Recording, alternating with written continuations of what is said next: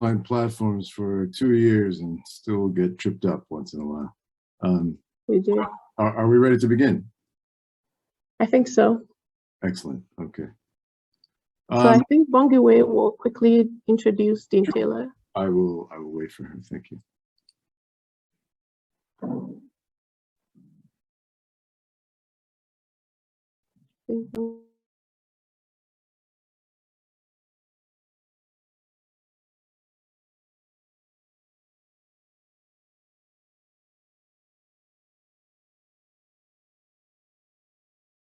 So I'll actually go ahead and introduce Dean Taylor.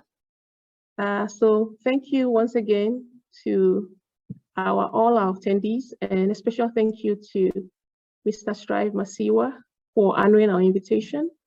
We are beyond excited to host a true African icon, a man of vision and a man of deep conscience. We are truly inspired to be able to hear from you and even to know your life story and what it means for what is possible on the African continent. Dr. Taylor is a great mentor to all of us, to the planning team. He's performed these duties over the years. In fact, from the beginning of the conference, a conference that started about 7 years ago. So we truly thank him for his support and mentorship. And now I'll go ahead and tell you a bit more about Dean Taylor. So Professor Taylor is a professor and vice dean of diversity, equity, and inclusion in the School of Foreign Service at Georgetown University. Previously, he served as director of Georgetown's Africa Studies program, which he led from 2007 to 2020. Prior to joining the faculty at Georgetown, he held the Gwendolyn Carter lectureship in African politics at Smith College, a women's college here in the US. Dr. Taylor's research focuses on issues of governance, political and economic development, and political culture in Africa. And his published work includes numerous articles and 4 books. He has traveled widely throughout the African continent and resided in Zambia and Zimbabwe, in fact. Dr. Taylor has consulted extensively on issues of governance, elections, and political economy for bilateral and multilateral development institutions, including the World Bank, the African Development Bank, USAID, and DFID, as well as for corporations and non-for-profits. He has observed numerous elections in Africa, including Ghana, Liberia, Kenya, Mozambique, Nigeria, Zambia, and Zimbabwe, and has served as senior political advisor for the Carter Center's election observation missions in Kenya and Zimbabwe, and on 3 occasions in Zambia. Prior to his career in academia and African affairs, he was assistant treasurer in the Financial Institutions Division of the Bank of New York, BNY Mellon. He serves on several boards, including the board of directors of the National Endowment for Democracy, and he's a life member of the Council on Foreign Relations. Thank you, Dr. Taylor, for your mentorship and continued support of this conference. We are truly, truly grateful. And now over to you, Dr. Taylor. Priscilla, thank you so much for the introduction. Again, it's good to be with everyone, especially those of you who are just joining us. Good afternoon to those on this side of the meridian, and good evening to those of us joining from overseas. We've had a wonderful set of panels and discussions this morning. I look forward to continuing this afternoon with a real highlight, the headline fireside chat with Mr. Dr. Strive Masiyiwa, the founder and executive chairman of Cassava Technologies, and the founder and executive chairman of Econet Wireless. And he will be in conversation with Eloho Omame. Let me say a few words about our moderator, Eloho, who is an entrepreneur, mission-oriented business leader, and an early-stage investor, as well as an advocate for gender and inclusion in Africa. She's the founder of First Check Africa, the former managing director and CEO of Endeavor Nigeria, which she launched in 2018 as an entrepreneurship network for high-impact founders leading high-growth technology companies at the scale-up stage. She had 15 years of experience prior in finance roles across investment banking and private equity in the UK and European and African markets. And she holds an undergraduate degree in economics from LSE and an MBA from the London Business School. She'll be talking to Strive Masiyiwa, and it's a particular thrill for me to be able to introduce Strive Masiyiwa. As some of you know, my own research, and as Priscilla just mentioned, my own research is on private sector development in Africa and the emergence and evolution of African business from small-scale entrepreneurs to large-scale capitalists. That's why it's such a thrill to be involved in a conference like this. But as a young doctoral student, I first visited Zimbabwe around 1993, and I later lived in Harare from 1995 to 1996. It was a time of significant economic transition in Zimbabwe. The economic, structural adjustment program, liberalization, technological innovation, and at the time, a degree of relative political openness still prevailed in the country. It's also a time that Black private business interests were increasingly trying to find their footing in a political economy that had long been dominated by white settler and corporate interests. So my doctoral research was on business-state relations and the role of business organizations in lobbying the Zimbabwean state, or attempting to, for changes and policy frameworks that would enable them to thrive. White business interests, firms, and associations were trying to preserve the status quo. Black businesses, by contrast, were trying to open the space and get the same state privileges and protections that, ironically, given what's happened in Zimbabwe, at least since 2000, the privileges that white businesses at that time enjoyed vis-a-vis their Black counterparts, even under ZANU-PF. So one organization that I studied at the time was called the Indigenous Business Development Center, which was one of the first Black empowerment organizations in Zimbabwe. And IBDC, as it was called, was partly founded and headed by a young engineer and entrepreneur named Strive Masiyiwa, who led it as its chief until 1993. The early iteration of this organization was to support Black business entrepreneurs, to try and secure funding for them, to support African development. Its initial aims under Strive Masiyiwa's leadership were virtuous, and though it ran into major problems later after Mr. Masiyiwa left the post of its leadership post. And he wouldn't remember this at all, but I actually interviewed him twice during my early visits to Zimbabwe. And I was interested in learning about his vision for indigenization and Black business, including his own efforts and early efforts at establishing an entrepreneurial venture in transitional Zimbabwe. So I remember visiting him at a somewhat cavernous office in downtown Harare, in an office building where his firm was located.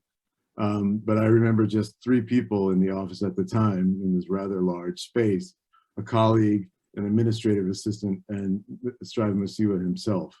And at the time, he was in the midst of a legal contest with the government, which he ultimately won, over licensing his new upstart private mobile phone company, which was seen by the government as a rival enterprise. And so therefore, they threw all kinds of legal and other political obstacles in his way, and they weren't keen to see the competition.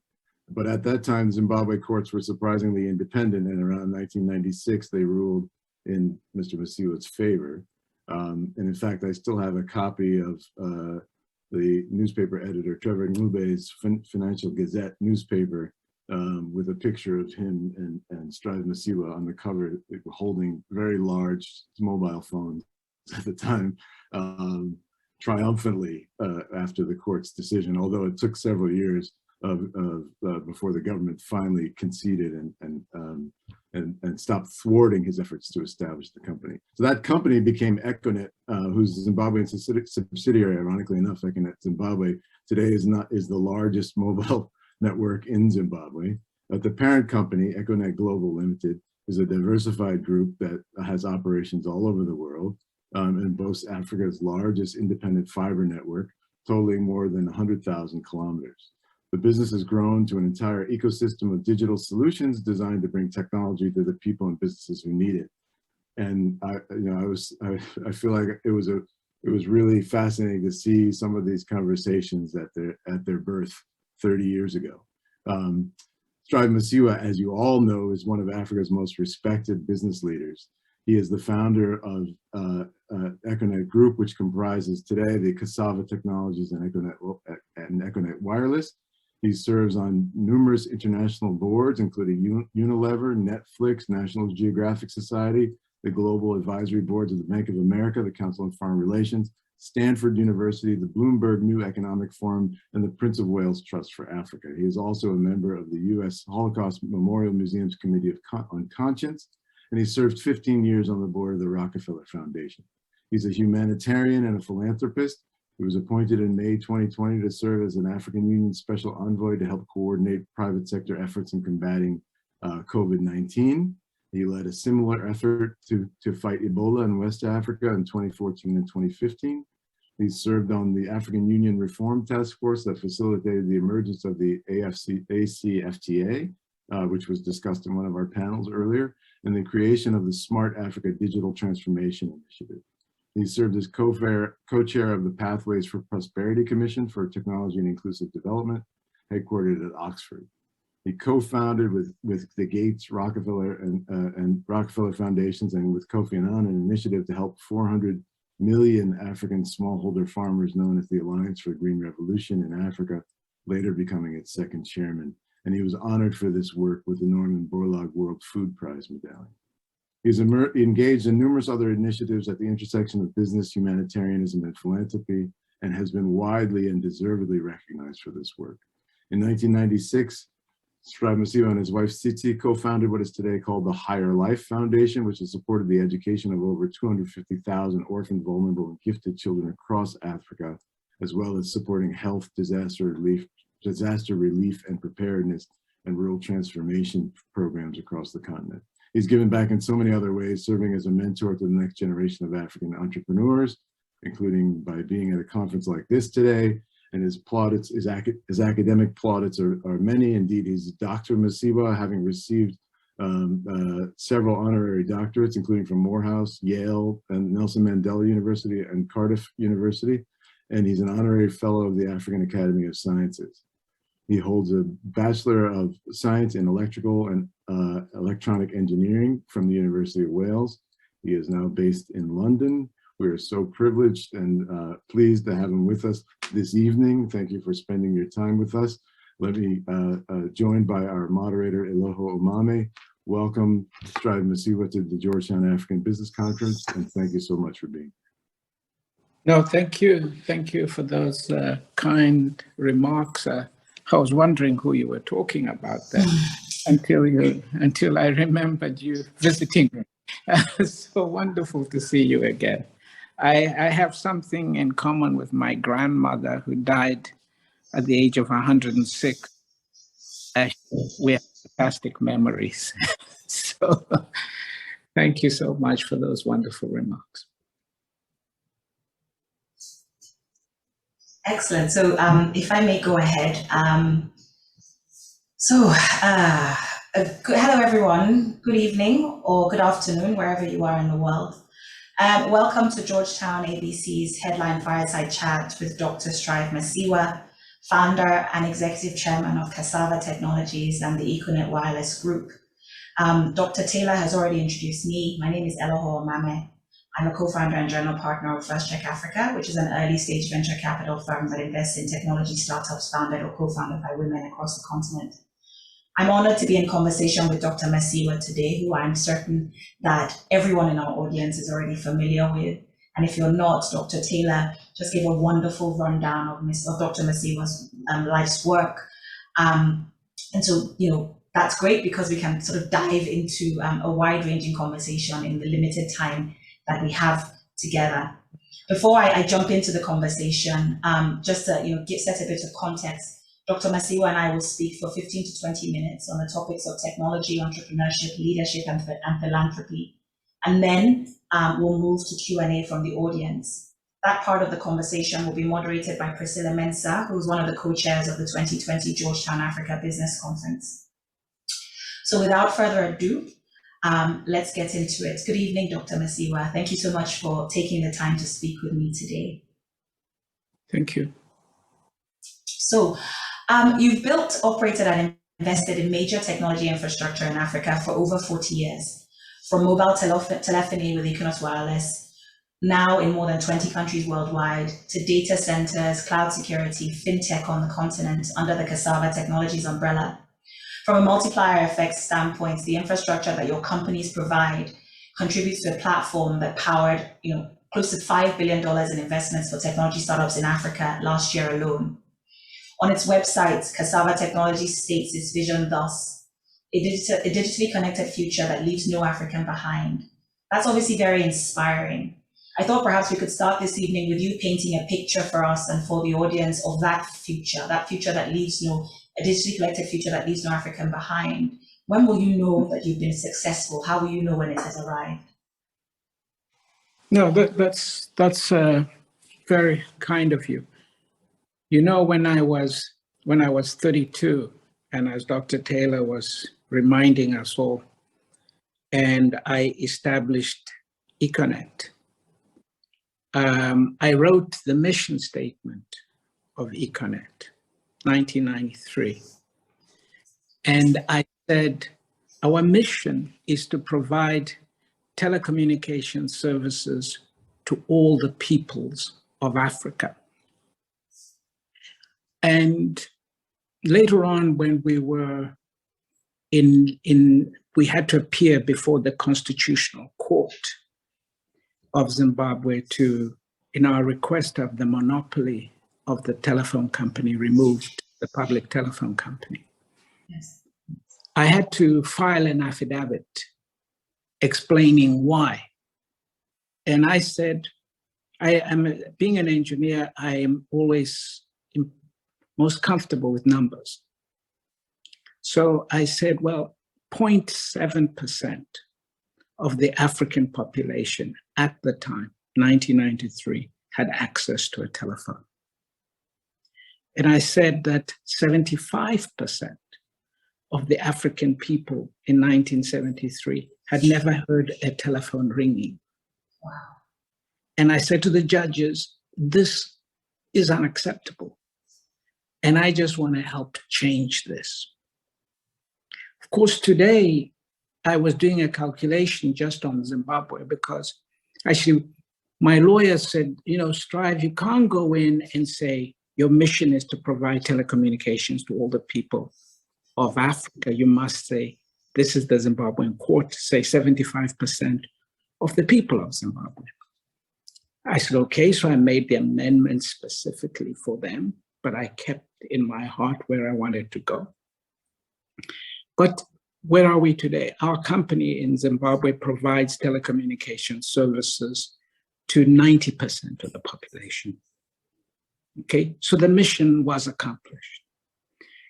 In Africa today, more than 75% of the people have a phone. We did not accomplish it by ourselves. We accomplished it with a generation of entrepreneurs like myself, like Mo Ibrahim, Mike Adenuga, and others, that we worked together to take this revolution across Africa. So Mandela said, you see a mountain, you climb to the top, only to get there to find that there's another peak. There are other peaks too, and lots of them.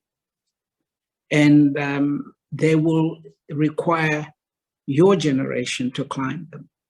But I can tell you what I see in the numbers. E-commerce. Take e-commerce, for instance. Today, while we might say to our American colleagues that there are more people with mobile phones in Africa than there are people with mobile phones in Europe and the United States put together, the statistics on e-commerce are not good. Only 3% of the African population today have made a purchase on the internet by way of e-commerce. And if you actually dig into that number deeper, you find that 80% of that 3% is actually South Africa. So while an e-commerce revolution took place meantime, creating giants like Amazon, Africa missed out on that revolution. And a lot, if you look at what we can do with the internet today, it has still not reached all our people. So some 15 years ago, I became very, almost obsessed with this, to say that with the mobile phone alone, we had missed something. We needed to go back and begin to invest in digital infrastructure that could carry the kind of data, volumes necessary to drive the next generation of bringing the next digital services for people to work on, and to create a canvas for the next generation of entrepreneurs. Because without the digital infrastructure, you can't build the canvas that allows African-based social media, African-based digital platforms, health services, and so forth. So those of us who were had the picks and the shovels like me, had to go back and do it. And so began a new vision, which was, we are going to connect every African country together. And we've pretty much done that now. But like I said, there are many peaks to be climbed. Excellent. Thank you so much for that context. And I love what you said about the picks and the shovels and the infrastructure. I think sometimes people look at the ecosystem and they look at the numbers rising in terms of the businesses being started and the technology entrepreneurship, and they may not fully appreciate that all of that foundational work and all of that infrastructural work that happened over multiple decades created the platform that makes all the excitement that we see today possible. Staying on the topic of entrepreneurship, I wanted to speak a little bit about some of the things that I guess the entrepreneurs in the audience might be interested in hearing you talk about. You've mentioned e-commerce specifically. I don't know if that was you saying you were excited about the potential for e-commerce in Africa, but my specific question is, what technological trends or technological waves are you most excited about, given sort of the state of Africa's technology infrastructure, for say over the next decade or so? What are you excited to sort of track and follow? Where do you see the next step in terms of this direction of bringing this digitally connected future and effectively handing this baton in the way that you so beautifully and powerfully illustrated? Well, as I've often said, that technology must be the bedrock of everything. So it really doesn't matter what you are in, as long as you've got your eye on the impact of technology in that space. So it's not about pursuing trends or anything like that. You might be in the hotel business, hospitalities. Well, when technology came to that hospitality sector, we got Airbnb. You might be in transportation. When technology arrived, we got Uber. What is it that technology cannot touch? Newspapers went online and became streaming services. Advertising, what used to be advertising agencies for me became Google and Facebook. So in the end, be comfortable with what you do as an entrepreneur. Even if you're a historian, or an English school teacher, there's a fantastic technology platform called Grammarly. Have you ever heard of it? I love Grammarly. It's my favorite app. That helps you to correcting your writing. For engineers like me, it's fantastic, because we're not very good when it comes to the written word. But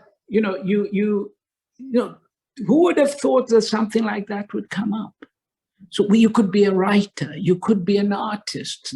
I've got friends working on NFTs, helping artists. And so I am only interested fundamentally with the technologies that are the core of my own business, okay? And how they drive our business forward, how we look at our right to play in those spaces. Because you gotta, before you can join a game, you must have a right to play. Okay, so I don't watch biotechnology because I don't have the technical competences for biotechnology. I might sit and listen to something on Netflix or National Geographic or something like that, but I'm in the core of communications technologies. Those are the trends that I pursue and follow and drive our own businesses to follow. And it's big. There's a lot going on there. Absolutely. It's enough to keep you busy. All right. So I'm going to switch tacks a bit because I'm a bit conscious of time, and I know that there's lots of questions coming in from the audience that Priscilla is gearing up to ask you. I'm going to shift a little bit. You started off speaking about, when I asked you the first question, you immediately went to mission and the mission statement of Econet Wireless. The first thing that one sees when they land on the homepage of Cassava Technologies is a very, very bold, very strong, very inspiring mission statement. In December 2020, Bloomberg named you one of the world's 50 most influential people. Your varied interests and influences extend from technology to business to conservation, education and society. You've been a board member or trustee at organizations as different as Netflix, which you just mentioned, or Unilever, the Prince of Wales's Trust, Stanford University's Global Advisory Board. If you were to identify a common thread that motivates the work that you do, because it's so wide, it's so varied, and it's so important, what would it be? What sort of motivates the kinds of things that you get involved in when you think about your impact and your work? Well, I'm very curious. Yes. I'm intensely curious. You don't believe, my mother had to literally monitor me because I'm very curious as a person, So you got to be curious. But seriously, the things that I pursue are quite, they come together. One, I provide leadership to things around issues that I'm passionately concerned about. And that's what I've done all my life. I lead. So I bring entrepreneurial leadership, entrepreneurial insights to things that are particularly interesting to me. But that's not to say everything that's interesting to me, but things that I can have a contribution. So that's probably the common thread. Yeah. Thank you. I love what you said around leadership. One area where you have kind of been a standout leader, and I think so far perhaps the only African that has done this, is with the Giving Pledge. So along with your wife, Mrs.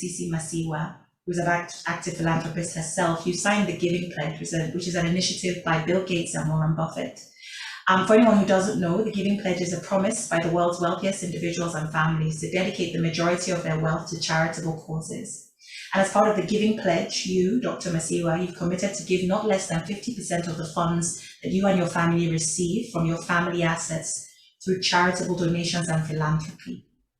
It's more common for people to give the bulk of their wealth as bequests from their estates. You've chosen a very different path. You're giving while living, as they say. Why is something like the Giving Pledge important to you? It's a very, very strong sign of leadership. Or perhaps you can speak about why something like that is important to you. You see, my own entrepreneurship mission is almost evangelical, shall we say. I read as a young man a book by an evangelist called T.L. Osborne, who said, if you want to be successful in life, you must identify a human need and reach out to address it. Just a human need. And I went on to add, as long as you do it legally, as long as you do no harm to another human being, your community, the society, and the planet. So I never sat down and said, oh, telecommunications, I could make a lot of money with this. I sat down to say, I could solve this. Why aren't more people able to communicate? Okay, I went about to mobilize funding, resources to solve that problem. The financial success was consequential to that. It wasn't the purpose for which I went out. In the end, I can only sleep in one house. And no matter what they tell you, I only live in one house in London. I only have one. Okay, I can only drive one car at a time. I can only live in one bed. And my kids are grown. I don't need another 16 bedrooms. Okay, so fundamentally, if it is just about having money and piling it up, then that's not very interesting. But if you can channel that as a philanthropist to tackle issues, to be able to respond to issues, as the Apostle Paul said, being in a position that when called upon to help, that you can do it. Okay, so it's a stewardship. Okay, so, sending children to school, and we have sent more than 250,000 to school. Okay, that's a lot more important than owning Ferraris. Okay, what value do you put to the education of a young girl? Okay, so it's a privilege to be able to do that, and that is why we were one of the first signatories to the Game Pledge. I was very, very proud to see you on the list as one of the very first signatories. Very honored to be African when I saw that list.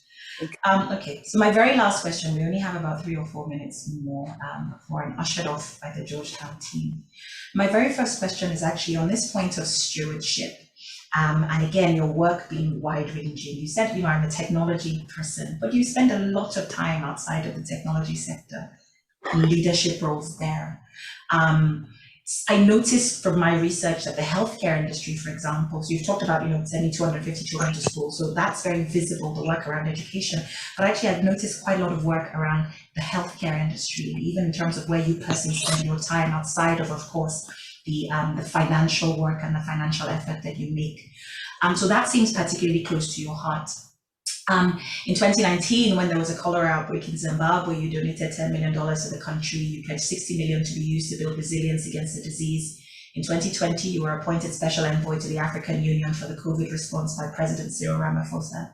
That same year, you paid for doctors in Zimbabwe to return to work after the mass pay strike.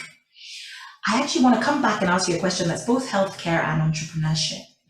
When you sort of think about the state of healthcare infrastructure in Africa and the state of the healthcare markets and the healthcare sector in Africa, what do you think are perhaps a couple of the most significant business challenges that our continent needs to solve to provide viable market-based solutions to some of these healthcare gaps?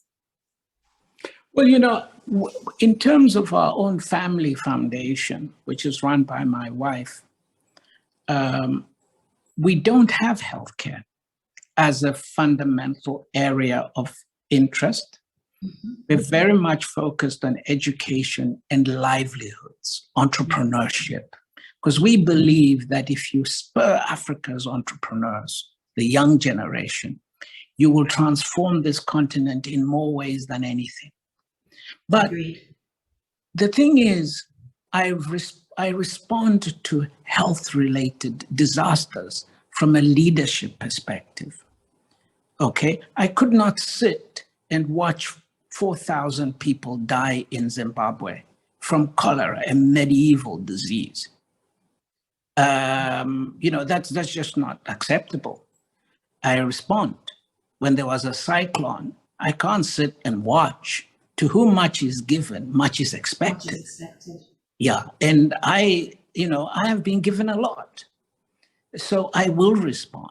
When Ebola came, where we had the problem of Ebola, it was actually at Ebola that the chair of the African Union, Dr. Nkosazana Zuma, called me, and I'd never heard from the African Union in my life.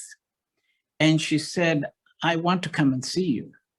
I said, where are you? She said, I'm in Addis Ababa. I said, ma'am, you can't come to see me. You're the chair of the African Union. What is wrong? She said, well, I need the private sector to fund healthcare workers, 800, to go there. I said, okay, how much do you need? She said, $50 million. Okay, all right. So I picked up the phone, and I called everybody. And I said, meet you in Addis, and didn't tell most of them why. Aliko Dangote, I told him, he says, okay, Strive, I can't come to Addis, but how much do you want? I said, well, just match me. And he says, okay, we'll do it. And for the first time, this 50 African business leaders arrived in Addis and gave them the money. We were all there, MTN, Vodacom, Old Mutual. We all arrived. And we gave them, we said, you want 50 million. Here's your 50 million. But there's one condition. We manage our own money. So I had pledged to my colleagues that I would oversee the use of the money. So when President Ramaphosa, who had been on the business side when we did the Ebola thing, he was chair of MTN. So he just called me when COVID broke out, and he laughed and he said, Strive, you know why I'm calling. Do it again. He says, let's do it again. Okay, so it's a crisis. And as entrepreneurs, we must walk and chew gum at the same time, as President Barack Obama once said. You can't just say, I'm just interested in my business, leave me alone.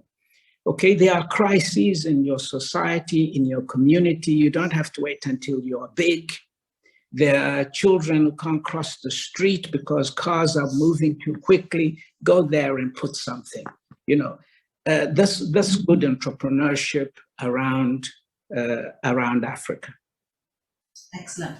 Thank you so much, Dr. Masiyiwa. I'm going to leave it there. I tried to sort of keep the conversation fairly broad, touch on a couple of different things. I know that there's lots of questions coming through. I'm sure a lot of them will be on entrepreneurship specifically, but we touched on leadership, mission, philanthropy, and I really love that last statement that you made. Very simple, but I think very powerful. As entrepreneurs, we must walk and chew gum. So thank you so much for spending this evening with me. I'm going to hand over now to Priscilla, who I hope is there, who's going to dive into the Q&A that we've got from the audience. Thank you. Thank you, Eloho, and thank you, Strive. We are once again truly inspired to have you with us today. I have one question, and then we'll dive into the Q&A. So we know that you and your wife have a wonderful partnership in work and in life. We want to know what advice you would give us about a young single Strive thinking about his legacy beyond his work. Please give us advice about our personal lives. Well, my wife and I are friends before we are husband and wife. She's my best friend. And someone once asked me during the long legal battles that we were having, and someone said to me, did you ever think of giving up? I said, yes, once. And they said, what happened? I said, my wife thought of giving up. You know, so I'm out there because of this partnership. And it's vice versa. Okay. So, you know, we've a wonderful family together. We have 6 children. We have the family of the people that we support. We have our foundation, but we're most and foremost, we're prayer partners. Okay, that's very important because there are challenges in life. It's not about if you will have challenges. You will have challenges, and many of them will be outside of your own making. So you have to be you have to build strong marriages, strong partnerships, and how you approach those partnerships will fundamentally drive even how you do business with others. If you're not faithful in your relationships with those who are close to you, you will never be a good business partner, and vice versa. So, you know, this is the principles of family and life are also deeply embedded in how you do business, because business is not the pursuit of a project. It's a lifetime commitment. When we are out there as entrepreneurs, because we're working with others and developing the lives of others. Wonderful. Thank you so much. We'll now dive into the Q&A. We are seeing some great questions. So we'll start with a question from John Manirakiza. I hope I said your name right. John is asking, how can our general African cultures, which tend to be slow, in his words, on adapting to new things, be comfortable with technology and embrace it? It's got nothing to do with culture. Africa is blessed with, at this stage in history, with the youngest population in the world. The mean age of Africans is 19.7. Half our people are under the age of 20. Young people adopt ideas quickly. They are quick. You don't have to worry about it. Your culture will not get in the way. Just get out there and entrepreneur it.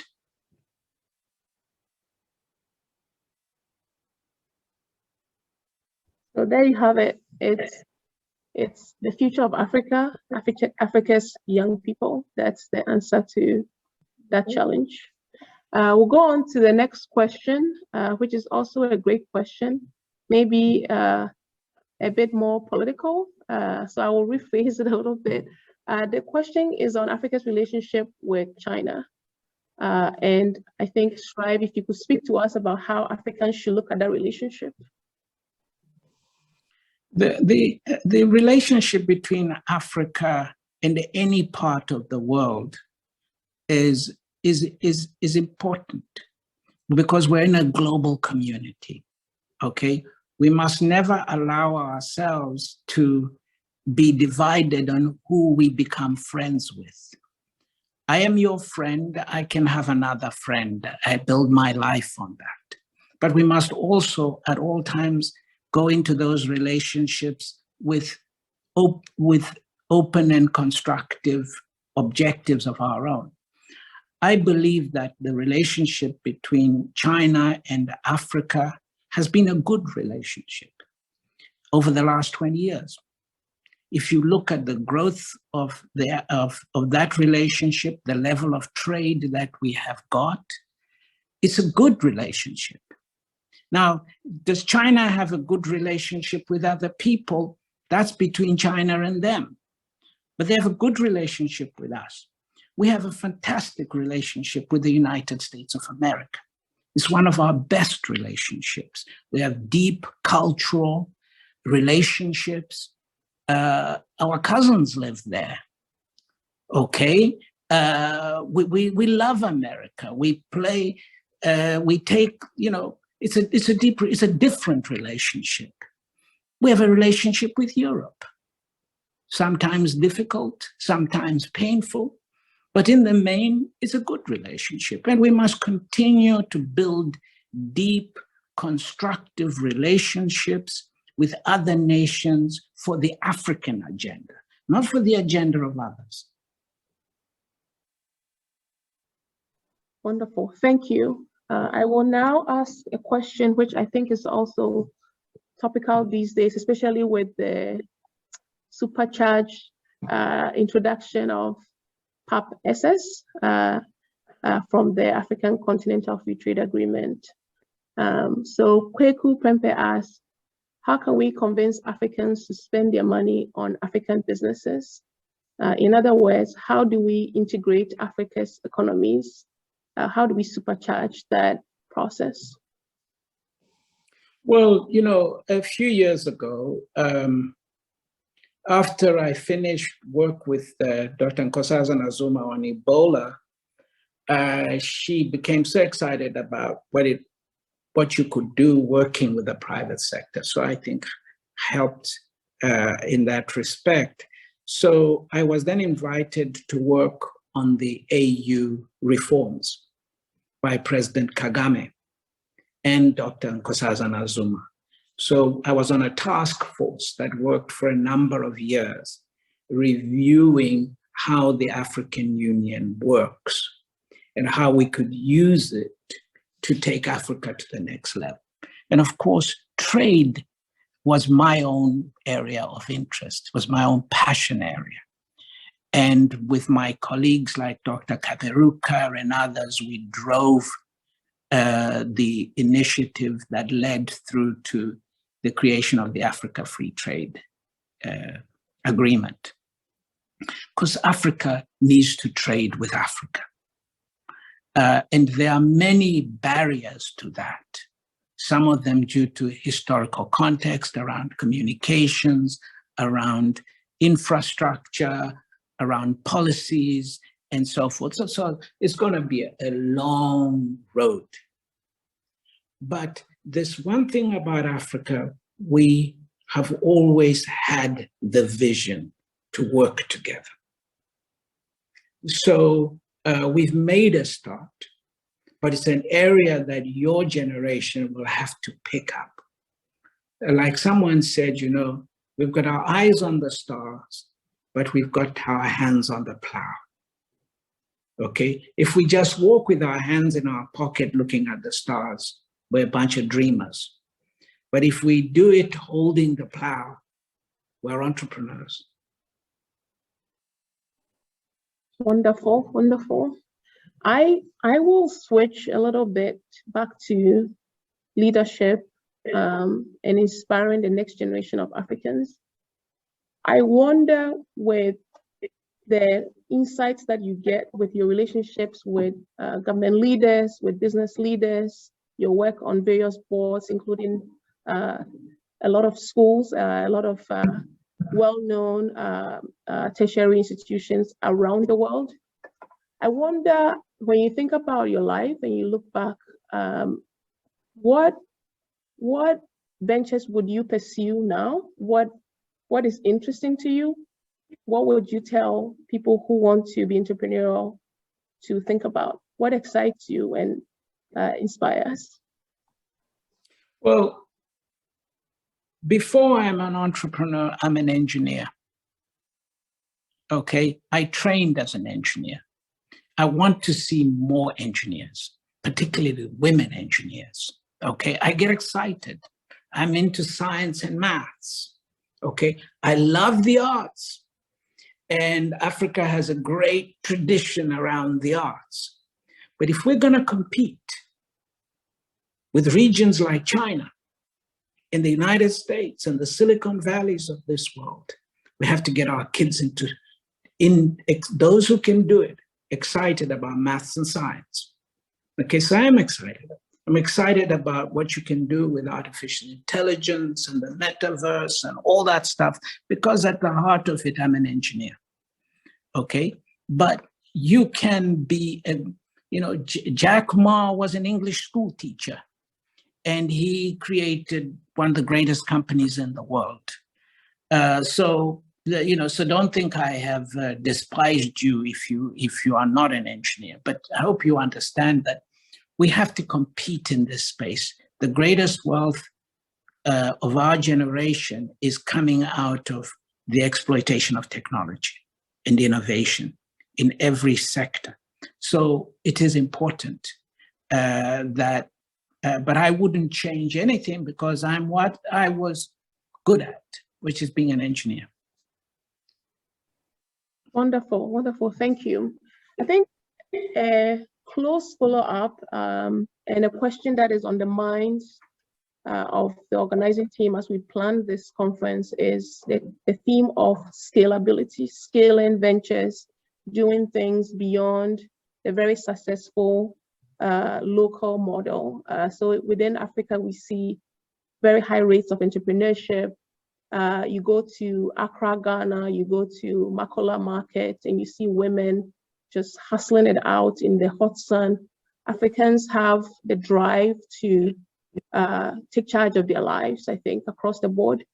But what we don't often see is large-scale businesses that are scaling even within countries and ideally across the continent and then going global.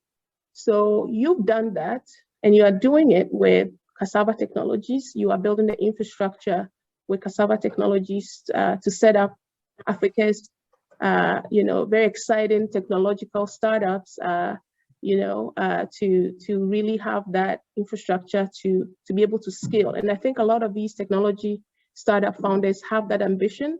They are, this later today we have Ian Aboyeji who is a co-founder of Flutterwave and Andela, and is now a venture capitalist essentially and a mentor to a lot of startups.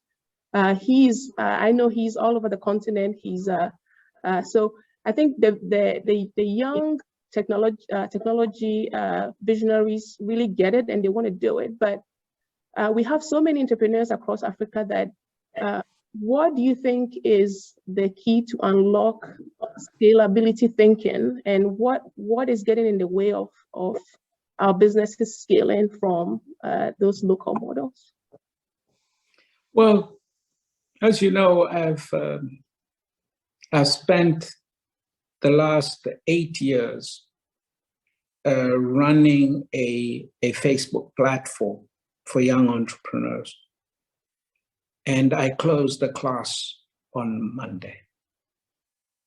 And in that time, I blogged and blogged and blogged about this issues, trying to share my personal experience to almost 6 million young entrepreneurs. But like any good class, you have to leave Georgetown. As great as the university as it is, you have to leave Georgetown. You can't keep hanging around with your professors, okay? We have to get to life. To leave. It's beautiful. And apply what we've been taught, okay? And so one of the things that I have taught is to say to scale is driven by 3 things. You've got to have a product. We innovate, or we might take the innovation from somebody else. My mother said, you can copy whatever you like, but as long as it's not in your class, okay? So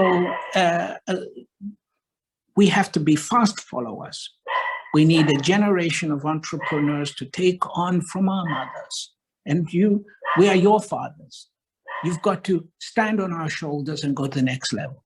You've got to innovate and create products. When you create products, you've got to bring around you good people. You've got to look for talent. You have to scout for talent. The reason why my business operates is that I have always scoured the continent for talent, but I won't stop at the continent. I'll take talent from America. I'll compete for talent because the battle takes place around the second P, people, talent. You need to bring in people that know exactly what they are doing, who can scale, who can raise money, who know how to build systems. It all comes to the people, the second P. The third P is the activities of the people around process. Okay, you got to build process. Okay, I stepped down the other day from the board of Econet Wireless Zimbabwe. Why? Because I've been on that board for 29 years, and yet for 15 years, I've not had to attend a board meeting. Why? Because I long ago delegated that role to other people. I don't sit on the boards of my subsidiaries. Okay, we build processes, we build systems, because you can't scale if you don't understand how the processes work. We've got to be studying. Why is it that Amazon could go global? You understand it. You're at Georgetown, one of the best schools in the world. Well, bring that knowledge and understanding home and teach people about process. It's all in the processes. Okay, how we use IT, how we build the systems, how we create accountability, how we get organizational efficiency. Those are the things that build scale. And until we teach those, our entrepreneurs will be just like seedlings in a seabed. In a you know, where you got little seedlings. But if you're gonna build oaks, big trees, the three P's have to effectively be brought together. I can scale a business because I look for those three things. Have I got a product? Where are my people? The other day I went and hired a Nigerian lady. We moved her back to London. She was at one of the big corporations. I had to call her and say, listen, you're one of the best. You should be at an African company. You cannot be with a multinational. Are you embarrassed? You're ashamed? Come on, come to Africa. Come work for us. I was walking down the corridor at Yale University, bumped into a young lady and said, where do you work? What's your vision? Come to Kenya. Come work for us. Because you have to fight for the talent. So that's all you need to build a business. That's where the scale comes from. Okay. Wonderful, wonderful. So we have a few more minutes to go, and we've, you know, I know Strive time zone is not easy, so we appreciate that you've made the time. At this point, I think I'll leave the last words to you. If you have any closing thoughts at this conference, we have students from across Georgetown, students from across graduate programs, primarily in the US, but beyond. We also have professionals from the Metro DC area because of DC's presence as the US political capital, in fact, the capital of the United States. We do have the supernaturals, are neighbors of Georgetown, the IMF, IFCs of the world. In fact, the United, the African Union is a few steps away from the Georgetown campus. So we have folks in the crowd, and any parting shots for this crowd. No, thank you. And thank you for your insightful questions, and for all your colleagues for listening to me. These are challenging times, but they are no less challenging than it was 25 years ago, or maybe even earlier. Okay, you guys represent our future as a continent. We've never had a cohort as educated as you, as skilled as you, as worldly as you. And when I talk about worldly, I mean, you know, 20 years ago when I went to Nigeria for the first time, I was invited to dinner, and by high net worth Nigerian friends, and somebody came up to me and said, I've never met a Zimbabwean before. Is this what you guys look like? I've never been to Southern Africa. And I said, well, guess what? My first time to come to Nigeria, my mother thought you were going to eat me. Okay, but you're a completely different cohort.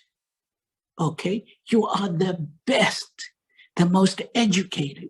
You have networks that reach Kenya, Mozambique, Ethiopia. You know each other. You are marrying each other. What an opportunity we have. Use it.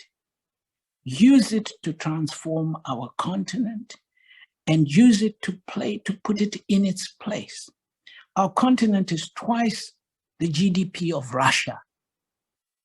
Our GDP is the same as India. We are almost $3 trillion. We are not funded by the donations of others. Go and get rid of that narrative. It's not true. Okay? Every day, young people are waking up across Africa, building businesses, running banks, running civil services. There are problems, yes.